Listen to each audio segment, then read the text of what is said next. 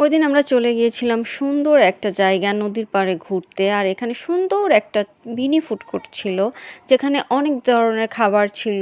আর যেহেতু আমরা ঈদের পরের দিন গিয়েছিলাম, সো এখানে অনেক ক্রাউডেড ছিল। তো এখান থেকে আমি আইসক্রিম নিয়ে নিলাম, একটা মুড়ি মাখা নিয়ে নিলাম। আর এই মুড়ি মাখাটা নাকি এখানের অনেক ফেমাস। তো ওরা বলছিল দোকানদাররা, আর আমি খেয়েও দেখলাম যে হ্যাঁ, মুড়ি মাখাটা অনেক টেস্টি ছিল। এখানে অনেক ধরনের ফুড আইটেম ছিল। সো এখানে ফুচকাও পাওয়া যাচ্ছিল, আর আমি ফুচকা খাবো না সেটা হতেই পারে না। সো এখান থেকে আমি একটা ফুচকাও নিয়ে নিলাম। আর এখানের নদীর পাড়ে বসে ফুচকা খাওয়া আর চটপটি খাওয়া, মুড়ি মাখা খাওয়া অনেক মজাদার একটা ব্যাপার ছিল। এখানে শুধু এগুলো না, এখানে আরও অনেক ধরনের ফুড আইটেম ছিল, আপনারা এখানে আসলেই বুঝতে পারবেন।